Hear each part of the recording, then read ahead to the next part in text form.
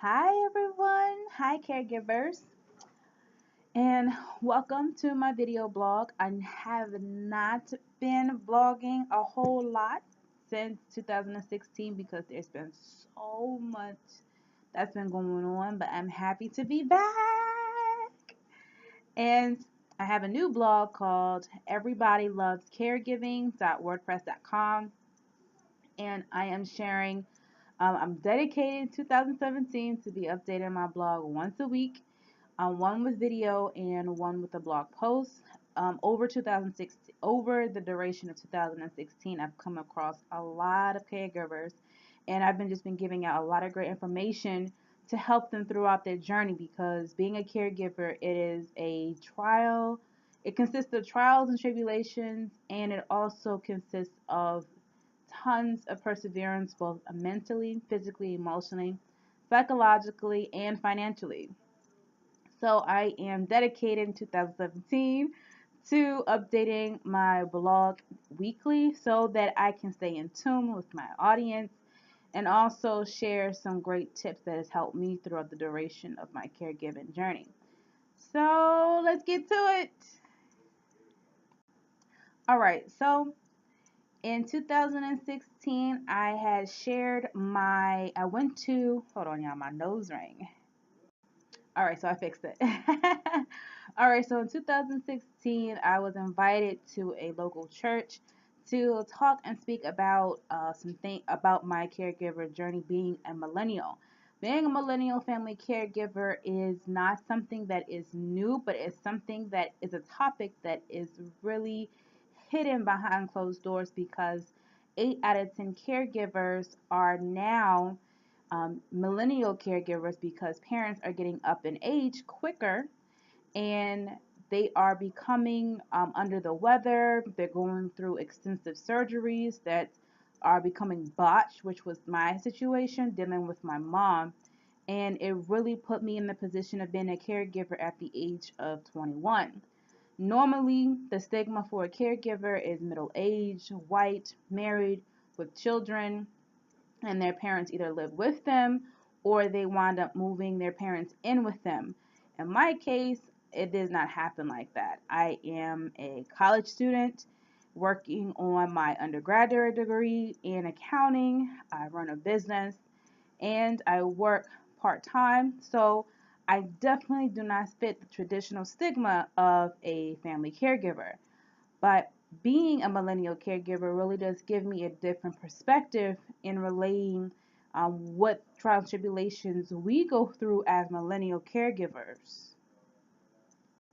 The overall purpose of my vlog is going to be really sharing my insight and my experience. I've been on WPOP radio throughout 2016 to share about my experience, my background, and my journey and the things that I've learned. I've also done a chat and chew in Washington, D.C., speaking with caregivers and cancer survivors, along with their caregivers and healthcare professionals. And I've also had the opportunity to start a caregiver support group in the town of Bladensburg where caregivers are able to just come talk about their situations going on with their caregivers or just within themselves in a peaceful environment that is non-judgmental but is just welcoming, where they could just vent, get everything off their chest and not be judged. Me and a caregiver, we are constantly judged based upon how we feel, what we go through, and why we feel the way that we do. And we're always under there's a microscope with friends and family, for especially those who don't have any type of caregiving experience.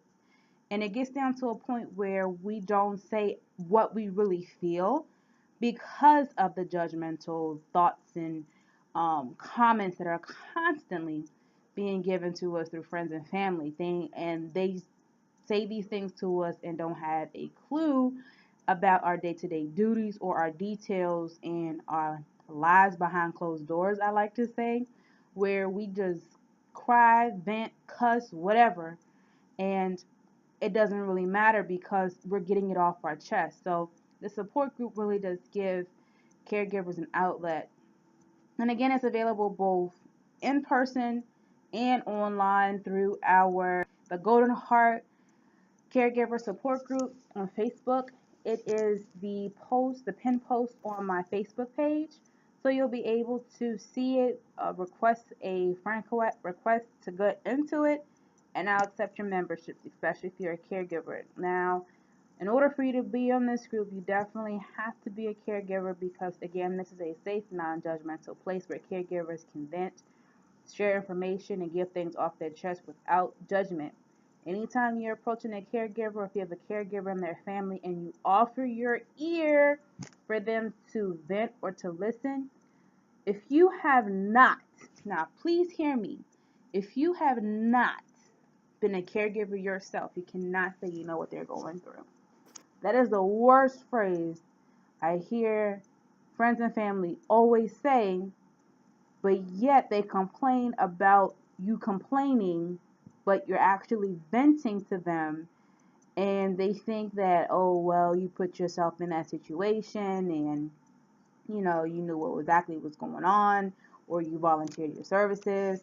Now, let me put a pin in it right there, because more than half the time, anytime a family member or a loved one becomes in a position where they are a caree, which is a caregiver's the caregiver's person that they're providing care for. We call it a caree in our community. And sometimes it's unexpected. We don't know that it's going to happen. We don't know if the surgery is going to go well. Sometimes it gets botched, meaning it does not happen successfully, meaning that there is some type of physical or um, internal issue that happened that's causing some type of physical harm, or this is causing them to have some type of disability after post surgery. So in my case, I didn't know I was going to become a caregiver. I did not know what a caregiver was or did, and I did not know a lot of things that involved a caregiver, and I did not put myself in that situation because apparently I was the only one who was willing to step up to the plate to be my mom's caregiver.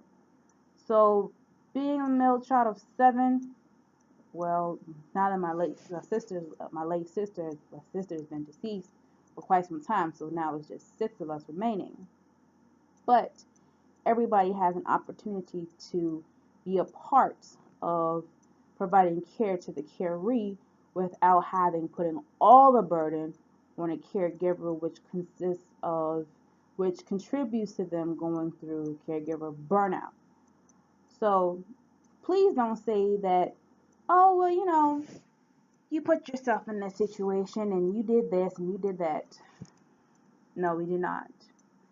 The main reason why we provide care is because we love our loved one. The main reason why we provide care is because most of the time no other family member will like to step up and provide care to our family member. Not just one, but several. And especially if you have aunts and uncles and cousins and people are in the family and they decide not to, you can't really point fingers at the caregiver about what's going on and what's not happening. If you're not involved, do not point fingers. Encourage, and if you're genuinely going to help, then do so. Don't offer your services and then you back out. Because as a caregiver, we rely on any helping hands that can help, and that's going to really relieve a lot of the stress off of us. It's when you don't help and you criticize, it's when it becomes a problem. So on my blog this year, I'm going to be really addressing a lot of these issues, a lot of dealing with friends, family members, and things of what to say and what not to say to a caregiver. That list is going to be pretty long. But I'm going to be honest about a lot of things that is dealing with being a caregiver in the caregiving community. I'm going to be exposing a lot of myths in the caregiving field, especially specializing in the botched surgery area, which is what I have experience in and also dealing with breast cancer, which is my mom is a breast cancer survivor. She's been in remission for almost 3 years. Praise God. And I'm going to be really addressing a lot of things that caregivers don't want to talk about, healthcare professionals don't want to really address, or don't know how to address. I'm not going to say don't want to, but don't know how to address. And I'm going to also open up the conversations to really get millennial caregivers a spotlight as to really how to adjust to being a caregiver at such a young age. It's not easy, but in the end, it's really worth it, especially seeing that your loved one is now being rejuvenated back to their original health or better than where they were before they got into that state. I hope that you all enjoy my vlog. And I am going to be posting about, I'm going to say once a week, and I hope that y'all enjoy it, okay? So subscribe to my blog at everybodylovescaregiving.wordpress.com. Subscribe to it so anytime I post, it comes right to your email and you'll be able to see it first. If you'd like for me to speak at your conference, be on your panel, do a workshop, or facilitate, I'm available for those services as well. You all are welcome to send me an email at apriagspeaks@gmail.com. And I have some phenomenal updates coming to my site as well. I hope that you all enjoy a great 2017, and thank you for so much for tuning in.